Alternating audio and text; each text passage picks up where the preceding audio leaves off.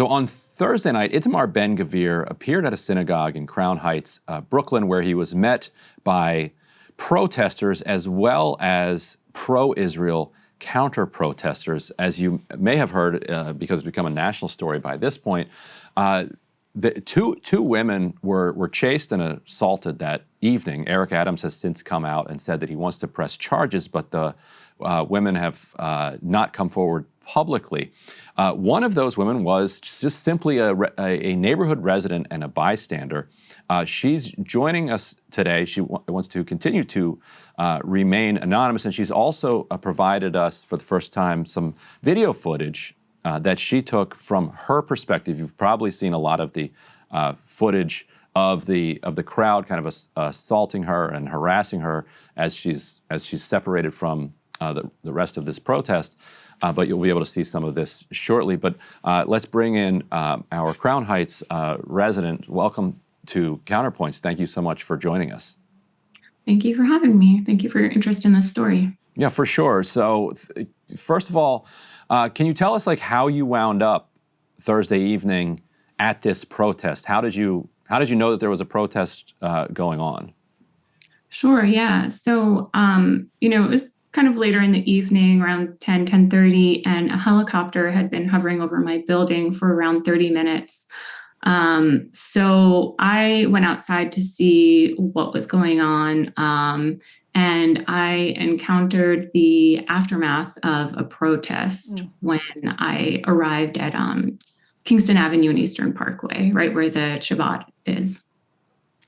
And so what happened next?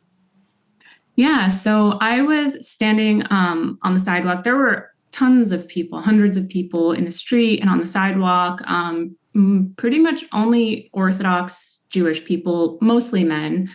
And then there were some other neighbors like myself standing on the sidewalk, just watching the scene to see what was going on. And I want to say that's an important point, because actually we had reported earlier that you were a pro-Palestine demonstrator, and that's not the case. To be clear, you were just sort of a bystander who was watching the chaos unfold in your neighborhood, right?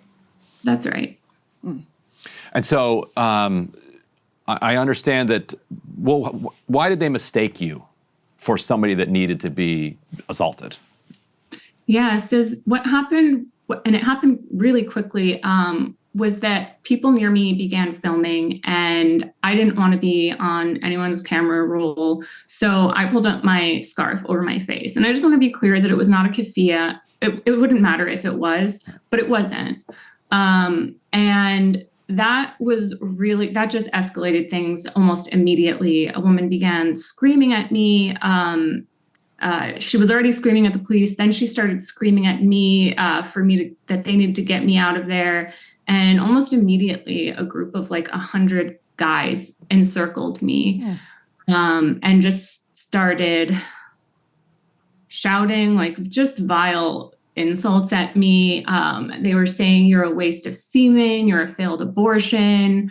They were threatening to rape me. They telling me to go back to Palestine. And I also just want to say that I was standing right next to a long line of police. And as this began to happen, I moved closer to the police because I thought that would afford me some safety. And I was wrong, because they did not do anything to intervene. And they really just stared straight ahead with their eyes glazed over, as if no crime, nothing was happening before their eyes. I want to play a little bit of the footage here, if we can roll that control room. You see, the fact that you guys let her in is the fact you guys want violence. When we went close to them, you're a little idiot. I live here. I'm allowed to be here just as much as you are. You're some weird ass pro-Palestinian motherfucker. Is that you? You want someone to bend you over and fucking rape you like they're doing to the Jews in fucking Palestine? I'm trying to think of a video.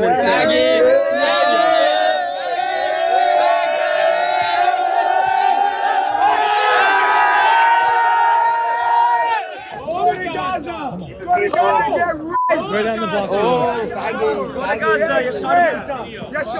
Yes, babies, you guys waste of semen. And you can see in that video the police standing there. You pay taxes to be protected by the police. They're standing there in that video. And so how did you end up getting out of the situation? Was anybody other than the police trying to help? What happened as you tried to get away from that harassment? Yeah. So as I tried to leave the situation to get away, another officer from somewhere else on the street came over, and he saw this mob following me, and he tried to escort me home. And so we walked in the direction of my home, and this mob of men followed. And as they followed, they were again saying, "Go back to Palestine," and in Hebrew shouting, "Death to Arabs." They were kicking me in the back repeatedly. They were throwing things at my head. They hurled a trash can at me. They threw a traffic cone at me. They were spitting. It was really scary. And at a certain point, I realized that I couldn't lead this mob to my home, that wouldn't be safe for me. And I turned on a different street away from the direction of my home, where they kind of cornered me and this one officer against a building, which is where they started like throwing the trash can and the traffic cone at me. And I really I didn't know what to do or where to go, because I couldn't go home and the police weren't there to stop. I mean, they were there, but they weren't stopping this. Mm-hmm. And it was really terrifying. Finally, as we're cornered against this building, a cop car pulled up in the middle of the street, and I just ran for my life through this crowd of men who were shouting, "Get her!" And I jumped in the back of the police car, and then those police drove me to my house. Now, what were you thinking as you're kind of going down the street and the mob is around you? Because I'm reminded of this time where I got jumped by 3 guys in an alley behind my apartment. And I remember thinking, don't go down. Because I knew that if I went down onto the ground, then you're dealing with feet rather than just fists. And I was eventually able to get away without actually going down onto the floor of the alley. So I'm wondering if there were any thoughts going through your mind as you're getting kicked in the back and things are getting thrown at you, of what you needed to do to get yourself out of this situation.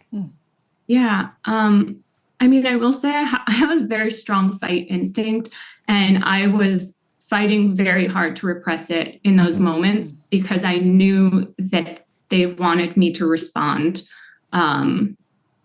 in that way. They wanted me to fight back so that they could escalate things and have an excuse to hurt me further. And it was just I really had to repress that the whole time, and instead put my mind to keeping myself safe. And there wasn't a lot of conscious thought outside of don't react physically, and don't lead them to your home. Outside of that, it was just a lot of terror. It was just this feeling of terror that was there for me. And what response have you received since all of this happened? I know Eric Adams has sort of put out an attempt to get in contact, have the police followed up. What have you heard in the last several days? Yeah, I'm in such a tricky position here, because I want to call out all of the police inaction and lies that they've been telling, and at the same time, I really want them to take action on my behalf and the people of New York's behalf, and I think those two desires of mine are in conflict with each other, and so. But I'm going to say it anyway, the police didn't do anything. Nobody tried to get in contact with me.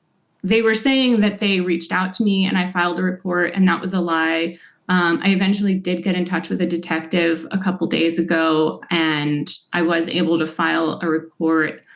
And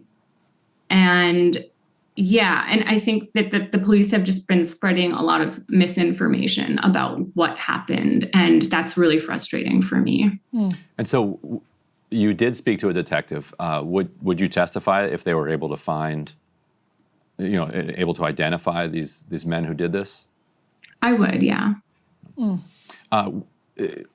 Yeah, it was interesting to see Eric Adams finally come out, because it took a significant amount of time for Adams to say anything publicly, and it seems like there's this attitude that if somebody is a kind of pro-Palestine demonstrator, the kind of rules don't apply. They can just get beaten up. And I wonder if them finally realizing that you actually weren't. You were just a person who lives in the neighborhood, if that played some role. Did you get any indication from the detective of how important kind of his bosses see this case, and what it was that moved them kind of to actually do something?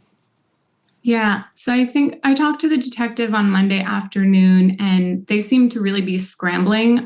He had told me that they had only just gotten the directive that they were going to be investigating this like a couple hours prior. So this all happened on Thursday night, where the police, again, watched it happen, and they didn't take any action until this video went viral over the weekend, and the pressure. And then there was pressure on the mayor and the NYPD. And not that any of this matters, because you were just there. But I'm curious: are you Jewish? Are you Christian? Are you atheist? Apathist? Like, what's and do you have a view on the politics here? Like I said, it doesn't matter. Nobody should be beaten up, no matter what they think, wherever they are on the spectrum. And you were just there. But I'm also just curious. Yeah. No, I'm not religious at all. And I do support the rights of Palestinians to live in a free state of their own. And I think, like, what happened to me, it really gave me a glimpse into the daily reality of Palestinians under occupation. Just they're subjected to violence, dehumanization, abandonment. And what happened to me isn't isolated. It's part of a broader system of violence, and that needs to end. Well, and my last question is about the situation in Crown Heights. I mean, people are sort of familiar with the historical tensions that have simmered over in Crown Heights. And what's very frightening, one of the many things that's very frightening about your experience and about the video, is how this anger seems to be bubbling into something very, very dangerous right now. So I wanted to ask, I mean, this is kind of a meta question, but there's a reason that you want to speak out anonymously. And I imagine that it has to do with your safety. So if you could speak to that and the situation in Crown Heights, whether you see it as something that's very dangerous right now, that would be much appreciated. Yeah, sure. Yeah, I'm absolutely afraid for my own safety in the neighborhood I lived in and have lived in for almost a decade. I'm afraid of being recognized. And yes, there's a long and fraught history of tensions involving this community in Crown Heights. I would say, like, 2 weeks ago, members of the Orthodox Jewish community brutally beat an elderly Black man in a wheelchair and threw him to the sidewalk. Earlier that night, you mentioned it before, like that same mob that attacked me, they threw a brick at a woman's face. Mm-hmm. They assaulted an anti-Zionist Hasidic man that night, also throwing him to the ground and removing his religious head covering. And I've lived here for a long time. I know the history. Like the Orthodox Jewish community reigns terror on this neighborhood with impunity. And I don't normally feel that tensions walking through the street as a white woman, but I am aware of it. I am aware that they are afforded certain privileges that not everyone else in the neighborhood is. Right.